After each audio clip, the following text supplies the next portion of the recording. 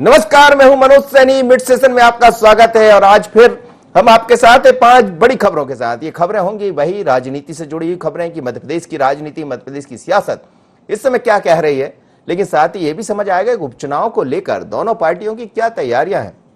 और कुछ खबरें ऐसी भी होंगी जो आपको देखकर दिलचस्प लगेगी कि आखिर क्या क्या करते हैं नेता। चलिए समझते हैं आज की कौन सी है 5 बड़ी खबरें। खुलेंगे रास्ते। दूसरी खबर, नेकी की रोटी कांग्रेस का अभियान, कांग्रेस का मिशन 24, प्रेमचंद गुड्डू का भविष्य क्या, आज भी इंसाफ की आस। तो मध्य प्रदेश में 5 बड़ी खबरों को लेकर हम आपके साथ हैं। पहली खबर, मध्य प्रदेश में मंत्रिमंडल विस्तार की अटकलों के बीच शिवराज सरकार सांसद और विधायकों के लिए सहकारी संस्थाओं के रास्ते खोलने की तैयारी में जुटी है। सांसद विधायक इन संस्थाओं में प्रशासक और अध्यक्ष बनाए जा सकते हैं। इसके लिए सहकारी अधिनियम में संशोधन किया गया है और इस संशोधन के साथ ही अब यह भी कहा जाएगा कि चुनाव होने पर सांसद विधायक अध्यक्ष बनने की पात्रता रखेंगे। सहकारी अधिनियम में संशोधन का प्रस्ताव कैबिनेट में पारित होने के बाद जून जुलाई में प्रस्ताव विधानसभा में मानसून सत्र में पेश किया जाएगा। इसके पहले जरूरी हुआ तो राज्यपाल की अनुमति से अध्यादेश के जरिए भी इसे लागू किया जा सकता है। खुलेंगे रास्ते, यही हमारी पहली खबर है। यानी ये साफ है कि अब जिस तरह से सरकार मंत्रिमंडल विस्तार की तरफ आगे बढ़ने जा रही है, उससे पहले यह रास्ता भी खोजा जा रहा है कि मान लीजिए यदि पार्टी के अंदर कुछ बगावत के सुर देखने को मिलते हैं या इस तरह की स्थितियां बनती है तो फिर क्या करेंगे। तो यही है, एक संशोधन किया गया है और इस संशोधन के जरिए अलग अलग जगह लोगों को मौका दिया जाएगा सीधे तौर पर साधने का प्रयास, सांसद और विधायकों को। तो क्या है पूरी खबर, समझते हैं। चलते हैं अपने संवाददाता संदीप के पास। चलिए संदीप जुड़ेंगे, हम उनसे बात करेंगे। लेकिन मध्य प्रदेश में आज बड़ी खबर यही है कि अब सरकार उन लोगों को साधने का प्रयास कर रही है जो सांसद है, विधायक है, और चुनाव से पहले, उपचुनाव से पहले सहकार का अधिनियम का एक प्रस्ताव सरकार कैबिनेट में लाने वाली है। और इस कैबिनेट प्रस्ताव के साथ ही ये साफ हो जाएगा कि जो सांसद विधायक है वो अध्यक्ष बनने की पात्रता रख सकेंगे। और इस प्रस्ताव में जून जुलाई में ऐसा कहा जा रहा है कि इसे विधानसभा मानसून सत्र में प्रस्तुत किया जाएगा। यदि जरूरी हुआ तो राज्यपाल से इसकी अनुमति भी ली जाएगी। क्या है इसके पीछे भारतीय जनता पार्टी सरकार का मत और क्यों इस प्रस्ताव को लाना चाहती है, हमारे साथ जुड़ रहे हमारे संवाददाता संदीप। संदीप, मध्य प्रदेश में मंत्रिमंडल का विस्तार होना है, उससे पहले यह भी कहा जा रहा है कि चूंकि सिंधिया समर्थकों को ज्यादा स्थान मिलना है, ऐसी चर्चा है। लेकिन इस बीच में फिर यह भी चिंता है कि हमारे अपने जो सांसद विधायक है उनके मन में कहीं कोई बात ना आ जाए। तो उपचुनाव से पहले ये साधने का प्रयास है। बिल्कुल, देखिए जिस तरह से इस बात में कोई शक नहीं कि इस बार सिंधिया समर्थकों को ज़्यादा मौका मिलेगा, लिहाजा कम से कम जिस तरह से बातें निकल करके सामने आई कि 10-11 मंत्री सिंधिया समर्थक यहाँ पर जरूर होंगे। अब अगर 10-11 मंत्री सिंधिया समर्थक होते हैं तो इस बात में भी कोई शक नहीं कि जो भारतीय जनता पार्टी के पहले के विधायक हैं तो उनकी संख्या यहाँ पर मंत्रियों की घटेगी। लिहाजा उनको अब कहीं ना कहीं जमाने के लिए, उनको खुश करने के लिए एक नई यहाँ पर योजना शुरू की जा रही है सरकार की ओर से। जो धारा 48 है उसमें संशोधन करके जो सहकारी विभाग है उनमें कहीं ना कहीं समायोजित करने की कोशिश की जाएगी और इनमें अब अध्यक्ष का कहीं ना कहीं जो दरवाजा है वो खुल जाएगा। जी, तो ये मान लिया जाए कि जो लोग मान लीजिए कहीं उनके मन में कोई क्षोभ आता है या नाराजगी देखी जा सकती है, तो ये एक तरह से एडजस्ट करने की तैयारी है। बिल्कुल, इस बात में कोई शक नहीं, क्योंकि यहाँ पर नाराजगी का दौर तो अभी से शुरू हो गया है। जिस तरह से बीजेपी भारतीय जनता पार्टी कार्यालय में लगातार नेता आ रहे हैं, लगातार अपनी दावेदारी वहां पर दर्शा रहे हैं और उसके बाद भी उनका कहीं ना कहीं अभी जो जिस तरह से संतोषजनक जवाब चाहिए वो नहीं मिल रहा है। तो यही सब चीजों को कहीं ना कहीं एक तरह से काउंटर करने के लिए यहाँ पर सरकार तैयारी कर रही है और आगे का एक नया रास्ता तैयार कर रही है भारतीय जनता पार्टी, या यूं कहें कि प्रदेश की सरकार, कि जो भी नाराज नेता रहे तो उनको समायोजित किया जा सके और उनको कहीं ना कहीं खुश भी किया जा सके। चलिए, बिल्कुल यही होता है राजनीति में, जब कहीं कोई रास्ता किसी और का बनता है तो फिर दूसरे को चिंता होने लगती कि मेरा रास्ता कहां जाएगा, मैं क्या करूंगा। और भारतीय जनता पार्टी वो गलती नहीं करना चाहती जो कमलनाथ जी ने की, क्योंकि लोग उम्मीद लगाकर बैठे थे कि निगम मंडल में जगह मिल जाएगी, मुख्यमंत्री हमसे मिलेंगे, मिले भी नहीं, और फिर क्या क्या हुआ वो आपके सामने, इसीलिए आज उपचुनाव होने जा रहा है। अगली खबर की हम बात करेंगे कि कोरोना महामारी में गरीब और जरूरतमंदों की सहायता के लिए मध्य प्रदेश कांग्रेस नेकी की रोटी अभियान चलाने की तैयारी कर रही है। भोपाल में पार्टी की प्रांतीय बैठक में इस पर विस्तार से चर्चा की गई। बैठक में फैसला लिया गया कि पार्टी का विचार विभाग लोगों के से संपर्क बनाने के लिए दमोह से इस अभियान की शुरुआत करेगा। इस अभियान के माध्यम से विचार विभाग के कार्यकर्ता घर घर जाकर रोटी, अचार और मिर्ची या सूखी सब्जी इकट्ठा करेंगे और उसको गरीबों और बच्चों, बेसहारों तक पहुंचाएंगे। इसके साथ ही विचार विभाग एक डेटा भी तैयार करेगा किन किन गरीबों तक कमलनाथ सरकार की जन कल्याणकारी नीतियां पहुंची है। पायलट प्रोजेक्ट के तौर पर शुरू हो रहे कांग्रेस के अभियान को उपचुनाव से भी जोड़कर देखा जा रहा है। नेकी की रोटी कांग्रेस का अभियान, क्या कह रहे हैं भूपेंद्र गुप्ता, क्या होगा यह अभियान, जरा सुन लेते हैं।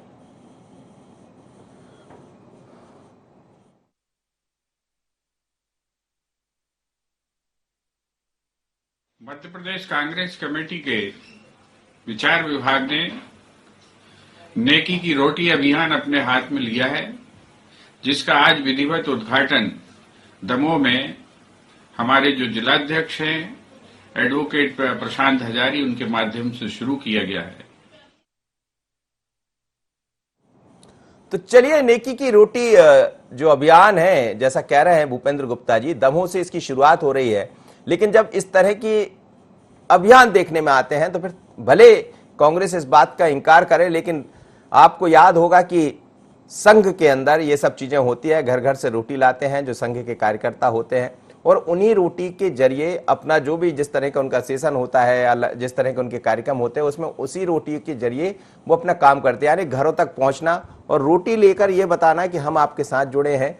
तो ये एक अलग तरह का अभियान है, और इसके तहत ये माना जा सकता है कि कांग्रेस फिर से जनता के बीच में जाना चाहती है, अपने अभियान के जरिए कांग्रेस के बीच में पैठ बनाना चाहती है। और ये अभियान कितना असरकारक होगा ये देखना होगा, क्योंकि इस तरह की नेकी की दीवार, नेकी की रोटी, इस तरह के कई कार्यक्रम देखने को मिलते हैं। कुछ दिन चलते हैं, कुछ दिन के बाद ये बंद हो जाते हैं। लेकिन क्या ये कार्यक्रम अनवरत चलेगा, ये देखना होगा। क्या है नेकी का रोटी कार्यक्रम, समझ लेते हैं। आकाश मेरे साथ जुड़ रहे हैं इस समय, ब्यूरो चीफ। आकाश, हमने देखा है कि आरएसएस में ये सब होता रहा है कि जब आप रोटी घर घर से लेकर आते हैं, फिर उन्हीं को उनके कार्यक्रम जो होते हैं, जिस तरह में हमने देखा है कि अलग अलग जो उनके शिविर लगते हैं, उसमें इस तरह का इस्तेमाल होता है। लेकिन अब कांग्रेस भी उसी राह पर दिखाई दे रही है। हालांकि कांग्रेस इस बात से इनकार करेगी कि हमें आरएसएस से क्या लेने देना है, ये तो हमारा अभियान है। लेकिन इस अभियान के जरिए कांग्रेस घर घर पहुंचना चाहती है। पायलट प्रोजेक्ट की शुरुआत दमोह से दिखाई दे रही है, तो उपचुनाव भी छिपा है क्या इसमें? जी, निश्चित रूप से उपचुनाव भी छुपा। यही कारण है कि सीधे तौर पर अगर हम देखें मनोज जी, तो जो है उपचुनाव को लेकर घर घर तक कांग्रेस की विचारधारा पहुंचाने के लिए और कांग्रेस की विचारधारा से लोगों को जोड़ने के लिए नेकी रोटी अभियान की शुरुआत जो है कांग्रेस करने जा रही है। अगर हम बात करें तो विचार विभाग का ये पूरा कंसेप्ट तैयार किया है, और विचार विभाग जो कांग्रेस का है वो लगातार पूरे मध्य प्रदेश में अब इस अभियान को जो है विस्तार करने जा रहा है। इसका दो लाभ होंगे। एक तो जो कांग्रेस के पास बार बार चीज निकल कर आती है, चाहे उपचुनाव की बात हो या इसके पहले भी, कि कांग्रेस के पास बूथ स्तर तक जो है कांग्रेस के कार्यकर्ता नहीं है, टीम नहीं है, और कई जगह तो ऐसी हैं जहां पर बूथ पर बैठने वाले कार्यकर्ता तक कांग्रेस के पास नहीं है। और इसी टीम को तैयार करने के लिए कांग्रेस के विचार विभाग ने जो है इस तरीके से एक नई अभियान की शुरुआत करने जो है की है। और अगर हम बात करें तो सीधे तौर पर जो है ये अभियान काफी ज्यादा जो है कांग्रेस के दृष्टिकोण से महत्वपूर्ण हो जाता है, क्योंकि कांग्रेस को ऐसे किसी अभियान की जरूरत भी है जिससे कांग्रेस की टीम को मजबूत किया जा सके और इसका विस्तार जनता से, जो धरातल से जुड़े जो लोग हैं, उन तक किया जा सके। यही कारण है कि शुरुआत में इसको साहित्यकार और जो विशेषज्ञ हैं, विद्वान हैं, उनको जोड़ने का एक प्रयास होगा, क्योंकि उनके पास एक विचारधारा भी है, और अगर वो सीधे जुड़ते हैं तो अपने साथ एक बड़ा वर्ग जो है वो कांग्रेस से जोड़ सकते हैं। तो इस विचारधारा के मार्फत कांग्रेस अपनी विचारधारा भी पहुंचाना चाह रही होगी, ऐसा मान सकते हैं?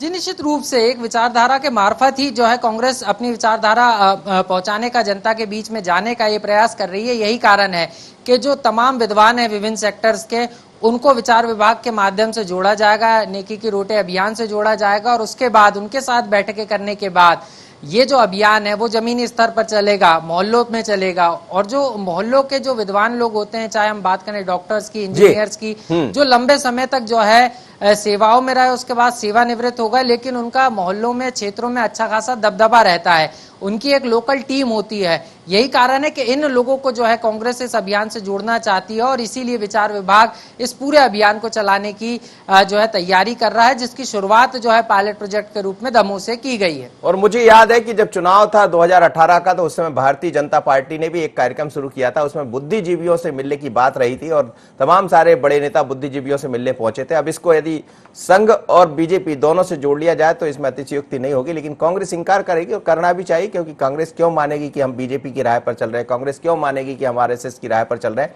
लेकिन बहुत बहुत धन्यवाद आकाश, आप मेरे साथ जुड़े। अगली खबर की तरफ बढ़ेंगे और इस खबर में हम बात भी करेंगे, कांग्रेस के नेताओं से समझने का प्रयास करेंगे कि आखिर इस खबर के पीछे जो हम आपको दिखाने जा रहे हैं, सीधे हम कांग्रेस से ही बात करेंगे। लेकिन मध्य प्रदेश कांग्रेस कमेटी के अध्यक्ष कमलनाथ ने आगामी विधानसभा चुनाव हेतु कांग्रेस मीडिया विभाग के प्रवक्ताओं को चुनाव क्षेत्रों में मीडिया प्रबंधन का दायित्व दिया है। भूपेंद्र गुप्ता उपाध्यक्ष को सांची और सुर्खी, सैयद जफर को सुर्खी, और साथ ही उपाध्यक्ष को अनूपपुर, और अभय दुबे जो उपाध्यक्ष है भारतीय जनता पार्टी, माफ करिएगा कांग्रेस के, उनको भी जिम्मेदारी सौंपी गई। इसी तरह आगर एवं हाटपिपलिया की जिम्मेदारी इनके पास होगी। नरेंद्र सलूजा जो अध्यक्ष है मीडिया समन्वयक है, उनको सावेर का जिम्मा होगा। स्वासरा तथा बदनावर उनके पास ही होगा। वरिष्ठ प्रवक्ता के मिश्रा को ग्वालियर संभाग की सीटें दी गई है। मिश्रा के सहयोग के लिए प्रवक्ता दुर्गेश शर्मा, राम पांडे एवं रवि सक्सेना संबद्ध रहेंगे। 24 सीटों पर उपचुनाव को लेकर एक्शन में कांग्रेस की मीडिया टीम को सौंपा गया उपचुनाव की तैयारियों का जिम्मा।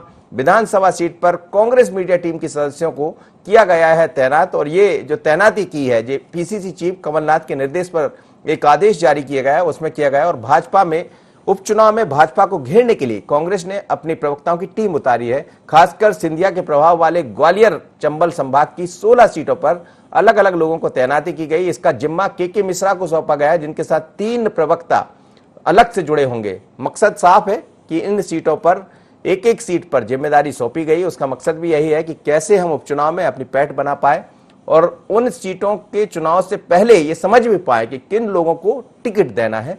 तो एक तरह से कहा जाए तो कांग्रेस ने कमर कस ली है और वो दिखाई भी दे रहा है।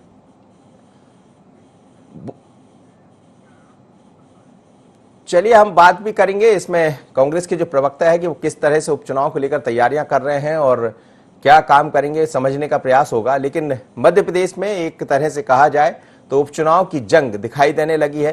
तारीख अभी घोषित नहीं हुई है निर्वाचन आयोग की तरफ से, चुनाव आयोग की तरफ से। यह निश्चित नहीं है कि आखिर चुनाव कब होंगे, लेकिन ये उम्मीद की जा रही है कि अगस्त में चुनाव की संभावना बनती हुई दिखाई दे रही है। उससे पहले चाहे बीजेपी हो या कांग्रेस अपने अपने स्तर पर काम करने में लगी है।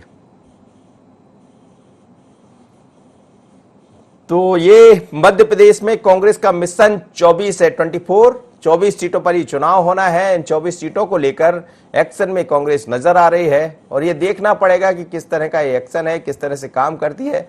लेकिन सबसे ज्यादा नजर जो रहेगी वो ग्वालियर चंबल पर रहेगी और इसका जिम्मा के मिश्रा को सौंपा गया है। के मिश्रा बोलने में बहुत बाकपटू है, सीधे तौर पर हमलावर है और इस समय ऐसे ही हमलावर नेताओं की जरूरत होगी। इसी तरह बड़ी जिम्मेदारी सलूजा को भी दी गई है और साथ ही खुद भूपेंद्र गुप्ता भी जिम्मेदारी, अभय दुबे इसकी जिम्मेदारी संभालेंगे और तमाम तरह के नेताओं की जिम्मेदारी है। यानी साफ है कि कांग्रेस ये चाहती है कि 24 सीटें जिन पर चुनाव होना है उन चुनाव में हम अपनी जीत हासिल करके भारतीय जनता पार्टी को दिखा पाए कि जनता हमारे साथ थी, हमारे साथ है और रहेगी। लेकिन जनता किसके साथ रहेगी, क्योंकि ये चुनाव होते हैं तो पब्लिक ही समझती है कि पब्लिक क्या समझती है, क्या जवाब देती है चुनाव के मार्फत। क्या वो भारतीय जनता पार्टी के साथ जाएगी जिसकी सरकार अभी मध्य प्रदेश में है, या कांग्रेस के साथ जाएगी। क्योंकि पिछली दफा जब 2018 में चुनाव हुए थे तो तमाम तरह की सीटें भारतीय जनता पार्टी को ना मिलकर कांग्रेस को मिला था बहुमत और इसके बाद कांग्रेस की सरकार बनी थी। लेकिन 1.5 साल बाद कांग्रेस को पलट दिया भारतीय जनता पार्टी ने। अगली खबर का हम चलेंगे। अब अगली खबर भी मध्य प्रदेश से है और अगली खबर जुड़ी है प्रेमचंद गुड्डू से। प्रेमचंद गुड्डू को लेकर अब संशय बना हुआ है कि आखिर प्रेमचंद गुड्डू होंगे कहां। प्रेमचंद गुड्डू ने साफ कर दिया है कि वो भारतीय जनता पार्टी का दामन छोड़ रहे हैं और कांग्रेस के साथ जाने की तैयारी में। तो कभी कांग्रेस कभी भाजपा, भाजपा तो कभी कांग्रेस का दामन थामने वाले प्रेमचंद गुड्डू के भविष्य पर एक बार फिर सवाल खड़े होने लगे हैं। 30 साल कांग्रेस में रहने के बाद 2018 में भाजपा के साथ आने वाले गुड्डू एक बार फिर कांग्रेस का हाथ थामते दिखाई दे रहे हैं। हालांकि अभी इसका ऐलान नहीं किया गया है, लेकिन सीएम कमलनाथ से उनकी मुलाकात के बाद उनका कांग्रेस में जाना करीब करीब तय माना जा रहा है। उनकी बार बार पाला बदलने के सियासी गलियारों में सवाल उमड़ने लगे हैं कि आखिर प्रेमचंद गुड्डू जैसे कद्दावर नेता का भविष्य क्या है। प्रेमचंद गुड्डू ने कांग्रेस में जाने की खबरों ने राजनीति में एक नया मोड़ ला दिया है। कहा तो यह भी जा रहा है कि गुड्डू उपचुनाव में सावेर सीट से कांग्रेस के प्रत्याशी होंगे। प्रेमचंद गुड्डू का भविष्य होगा क्या, इसी बात पर चर्चा। लेकिन इस खबर को समझने से पहले जरा दो नेताओं के बयानों को समझिएगा तो साफ हो जाएगा कि आखिर प्रेमचंद गुड्डू का भविष्य क्या कह रहे हैं सज्जन वर्मा और क्या कह रहे हैं कैलाश विजयवर्गीय। सुन लीजिए। प्रेमचंद गुड्डू पहले कांग्रेस में थे, फिर बीजेपी में चले गए, अब बीजेपी से इस्तीफा दे दिया। अभी कांग्रेस में तो आए नहीं है, बीजेपी से इस्तीफा उन्होंने जरूर दे दिया है और उनके स्वर इस समय मुखर हैं भारतीय जनता पार्टी के खिलाफ, ज्योतिरादित्य सिंधिया के खिलाफ। देखते हैं वक्त किस करवट बदलता है। अभी तो कोई निश्चित नहीं है कि उनके लिए कोई विशेष अवसर हैं। समय बदलेगा, फिर क्या निर्णय होते हैं वक्त बताएगा। देखिए, यदि कांग्रेस की कसौटी पर कोई व्यक्ति खरा उतरता है, हम तो सर्वे करा रहे हैं। अभी उन्होंने कोई आवेदन नहीं किया है, न कांग्रेस में सम्मिलित हुए हैं। जब आएंगे, सर्वे की एक सूची है और विधानसभा में 3-4 लोगों के जो टिकट मांगने वाले तो 15-15, तो उनमें से हम वर्गीकृत करके 3-3, 4-4 लोगों के नाम सर्वे उनके नाम का करा रहे हैं। तो अभी तो न उन्होंने आवेदन किया है, न कांग्रेस में सम्मिलित हुए।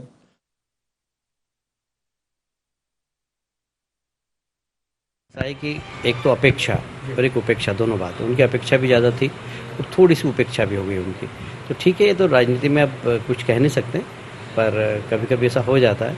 थोड़ा उनको धैर्य रखना, तो उन्होंने धैर्य नहीं रखा, इतनी सी बात है। मतलब ऐसा है कि वो अपेक्षा जो कर रहे थे, उस अपेक्षा के अनुरूप सम्मान नहीं मिला। तो अब मैं कह रहा हूँ ना, अपेक्षा और उपेक्षा दोनों के बीच में एक तालमेल होना चाहिए। यदि अपेक्षा ज़्यादा हो जाती है तो फिर उपेक्षा लगने लगती है, और इसलिए थोड़ी सी तालमेल की कमी थी। थोड़ा सा धैर्य रखते प्रेमचंद गुड्डू जी तो शायद उनका नुकसान। चलिए, कैलाश विजयवर्गीय जी ये कह रहे हैं कि थोड़ा धैर्य रखते, कई बार अत्यधिक अपेक्षा ही उपेक्षा का कारण बन जाती है। और ये सब सभी की जिंदगी में आता है कि अपेक्षा उतनी ही करिए जितना संभव हो, ज्यादा अपेक्षा करना भारी पड़ जाता है। ये प्रेमचंद गुड्डू के साथ हुआ, जैसा कैलाश जी कह रहे थे।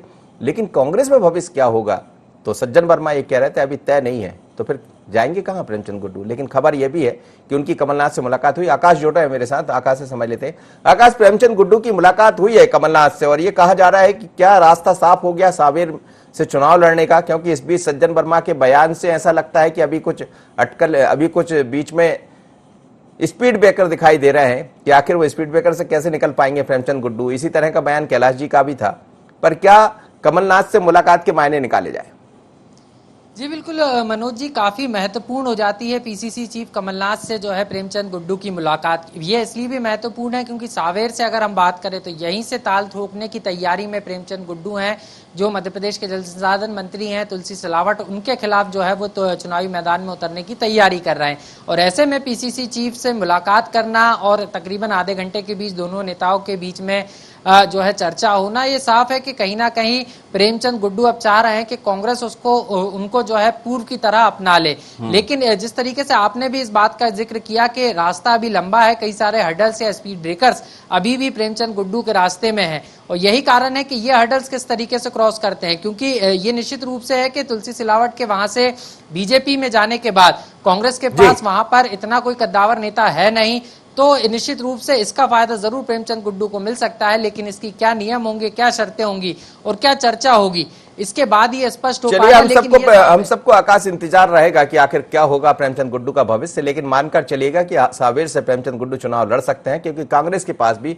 उस तरह का कोई प्रत्याशी नहीं है और एक बार पहले वो वहां से विधायक भी रह चुके हैं, तो निश्चित है कि कांग्रेस उन पर दांव लगा सकती है। दिग्गी के बड़े नजदीक माने जाते हैं और दिग्गी की नाराजगी के कारण ही वो कांग्रेस छोड़ गए थे।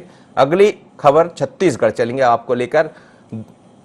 देश में नक्सल हिंसा से वैसे तो कई राज्य जूझ रहे हैं, लेकिन छत्तीसगढ़ में 3 दशकों से पसरे लाल आतंक का अब तक कोई अंत नहीं हो पाया है। लाल आतंक की ऐसी ही हिंसा जिसने छत्तीसगढ़ को ही नहीं देश को हिलाकर रख दिया था, वो घटना है झीरम घाटी की घटना, जहां आज ही के दिन माओवादियों ने ऐसा खूनी खेल खेला था जिसमें प्रदेश कांग्रेस कमेटी के दिग्गज नेता, सुरक्षा जवान और आम लोग सहित करीब 32 लोगों की जानें गई थी और इस मामले में कई तरह की जांच आज भी चल रही है। झीरम में हुए माओवादी घटनाक्रम के पीछे साजिश की बातें भी बड़े जोर शोर से हुई। आज इस घटनाक्रम को हुए 7 साल बीत गए, अब तक उस घटना से जुड़े बड़े माओवादी लीडरों की ना तो गिरफ्तारी हो सकी है, ना ही जांच एजेंसियों की कोई रिपोर्ट सामने आई है। हालांकि दिवंगतों को श्रद्धांजलि दी जा रही है और इसकी बरसी पर राजनीति जोरों पर गरमाई हुए आज भी इंसाफ की आस लगाए बैठे हैं। 7 साल पहले आज ही के दिन यह हादसा हुआ था।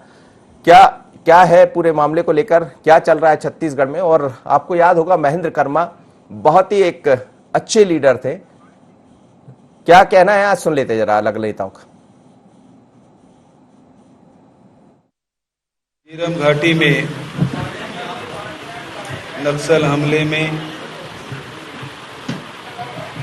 जो एक राजनीतिक आपराधिक षड्यंत्र था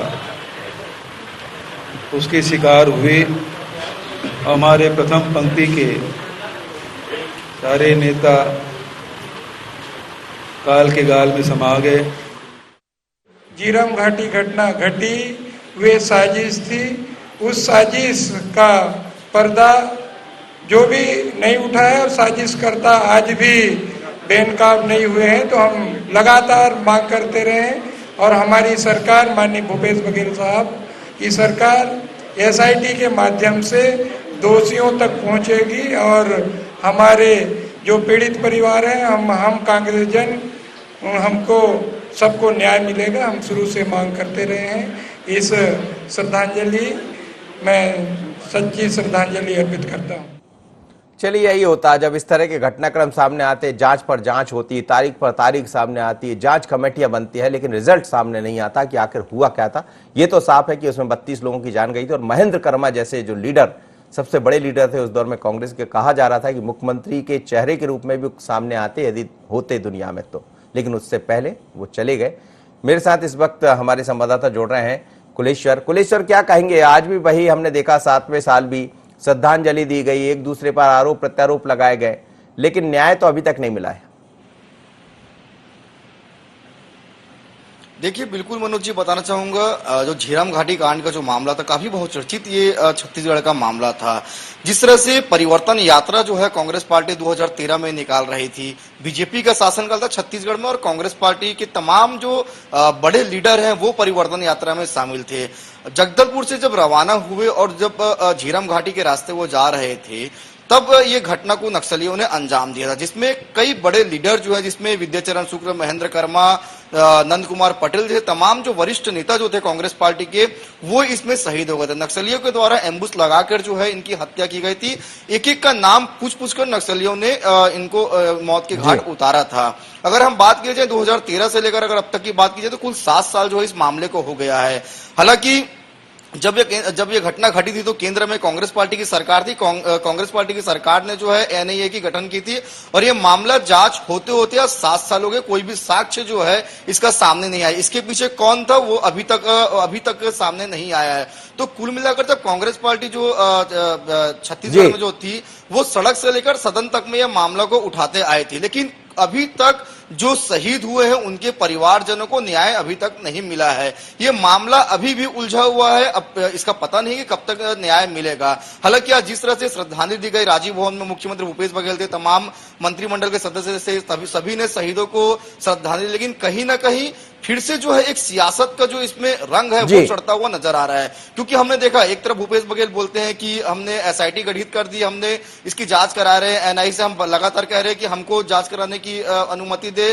तो कुल मिलाकर अभी भी इसमें सिर्फ बयानबाजी और आरोप प्रत्यारोप का दौर ही चल रहा है। 7 साल बीत जाने के बाद भी झीरम का सच जो है वो अभी तक सामने चलिए, नहीं आ पाया। समझ नहीं आ रहा है कि आखिर झीरम का सच कब सामने आएगा, क्योंकि चाहे नेता हो या वो, खासकर वो परिवार जिन्होंने अपनों को खो दिया, उनको तो इंतजार है कि झीरम का सच साथ में सामने आए तो उन चेहरों को हम भी दें। कुलेश्वर, बहुत बहुत धन्यवाद, आप मेरे साथ जुड़े। लेकिन ये थी मिड सेशन की 5 बड़ी खबरें। इस खबर में सबसे बड़ी खबर यही है कि झीरम का सच आज भी सामने नहीं आया, लेकिन राजनीतिक चर्चा, सियासत मध्य प्रदेश में तेजी से बदल रही है, गरमा रही है, और सबकी निगाह मंत्रिमंडल पर भी है कि आखिर कब होगा विस्तार। तो ये इन खबरों के साथ हम आपके साथ जुड़े थे।